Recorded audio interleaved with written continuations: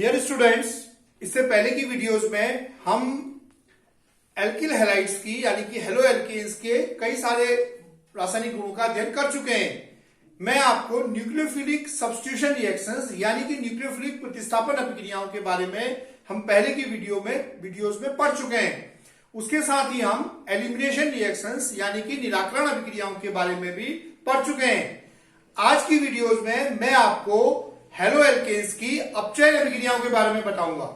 तो आज का हमारा टॉपिक है हेलो एल्केन्स की अपचयन अभिक्रियाएं। हेलो एल्केन्स की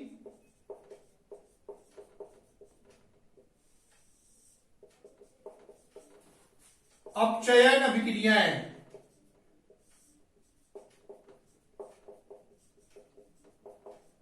यानी कि reduction reactions of halo alkanes. Reduction reactions of halo alkanes.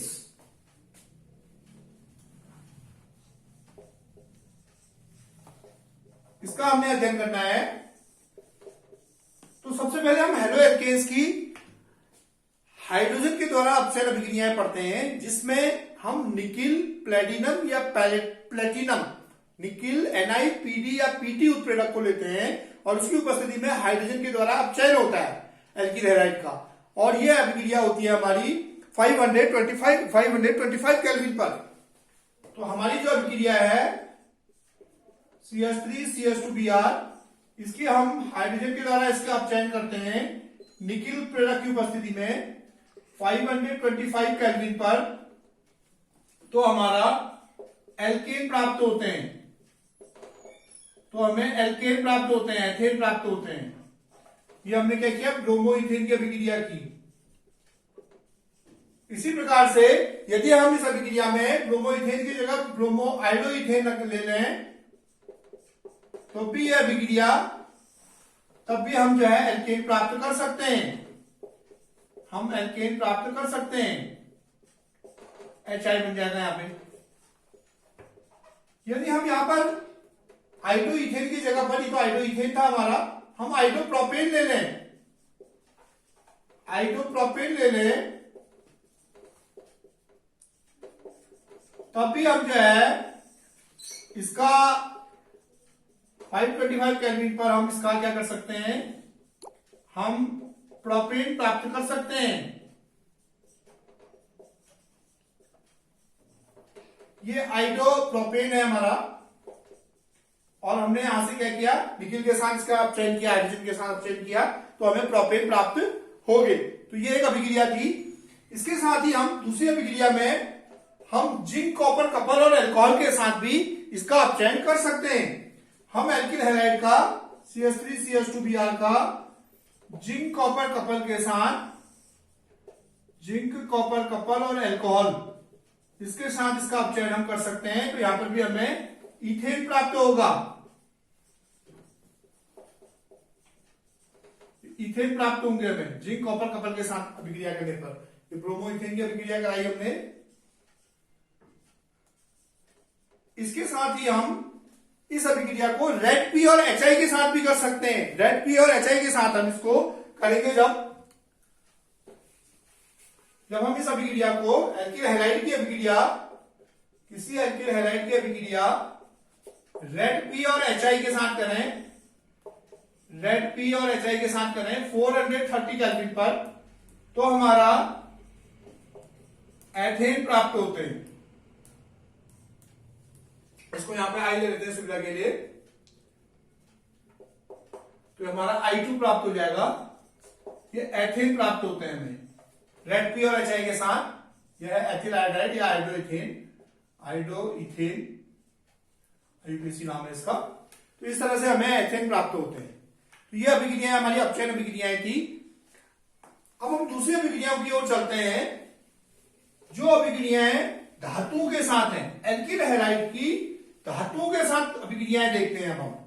अब हम देखते हैं एल्किल हैलाइड की एल्किल हैलाइड या हेलो एल्केन की बात है। एल्किल हैलाइड हेलो एल्केन की धातु के साथ अभिक्रिया, धातु के साथ अभिक्रिया, reaction of alkyl halide with metals,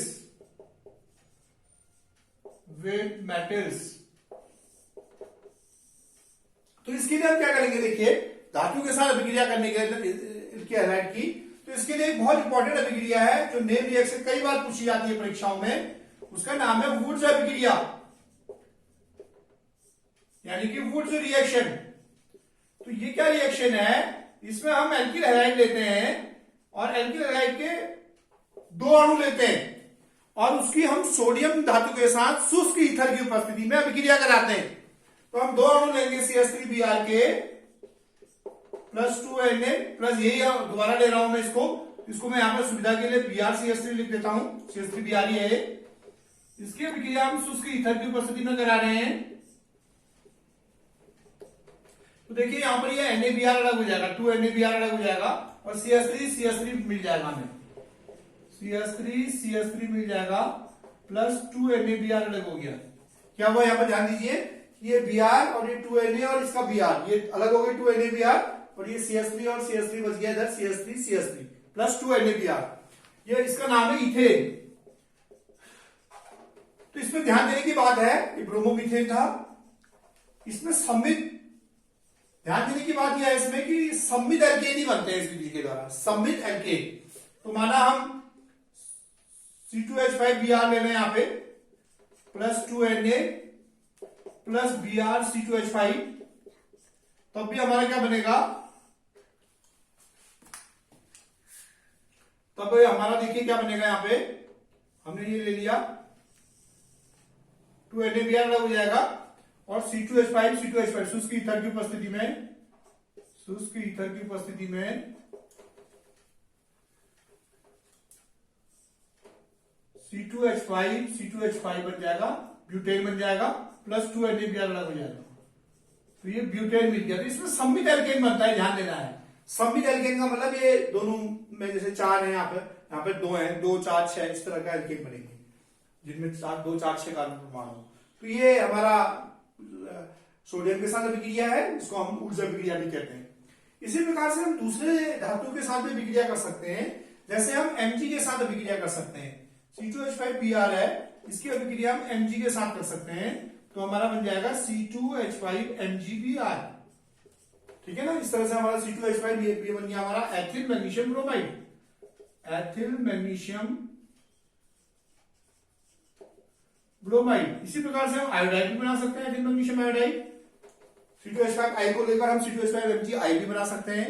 तो इस तरह से हम जो है मैग्नीशियम के साथ, इसी प्रकार से हम इसकी अभिक्रिया Li से भी करा सकते हैं, लिथियम से। तो लिथियम से क्या अभिक्रिया हो जाएगी हमारी, C2H5Li बन जाएगा,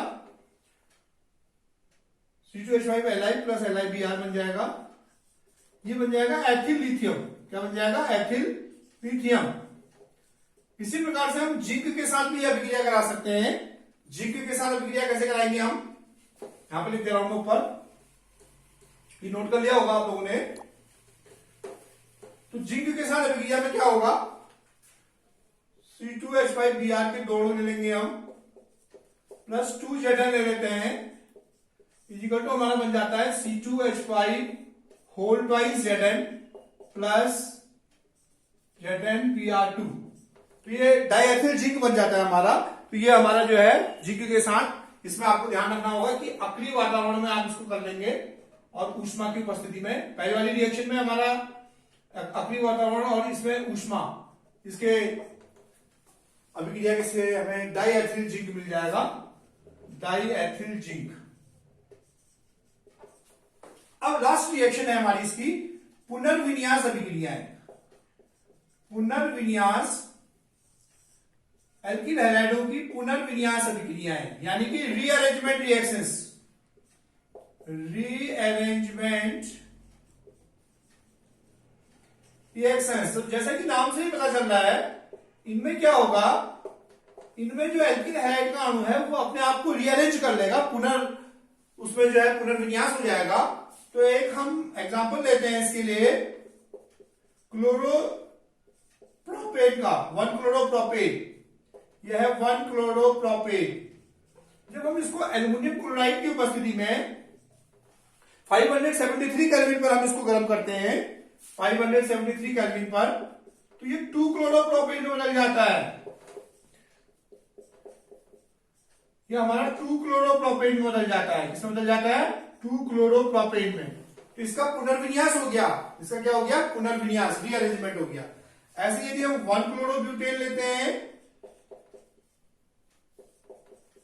यदि हम 1 क्लोरोब्यूटेन लेते हैं तो ये भी जो है एल्युमिनियम क्लोराइड की उपस्थिति में क्या हो जाता है? पुनर्विन्यास होकर 2 क्लोरोब्यूटेन बना देता है।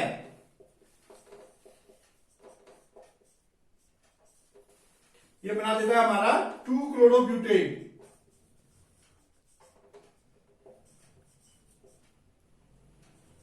तो इस तरह से जो है ये 1 क्लोरोब्यूटेन था, तो इसने रीअरेंज कर दिया एल्युमिनियम क्लोराइड की उपस्थिति में, और क्या बन गया? 2 क्लोरोब्यूटेन बन गया। इसके साथ ही जो एल्किल हैलाइड या हेलो एल्केन होते हैं, ये काफी उपयोगी संश्लेषण अभिक्रियाओं में काम में आते हैं। कई सारे संश्लेषण, कई सारे इंपॉर्टेंट यौगिकों को बनाने के काम में आते हैं। उसके अलावा जो हमारा क्लोरोइथेन है वह निश्चेतक के रूप में और प्रशीतलक के रूप में काम में आते हैं, और जो ब्रोमोइथेन है वो जो है हमारा बारबिट्रेट औषधियों को बनाने के काम में आते हैं।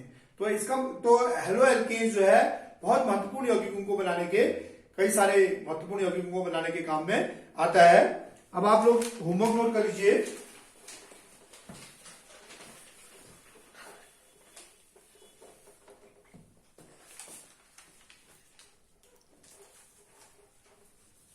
होमवर्क नोट कर लीजिए।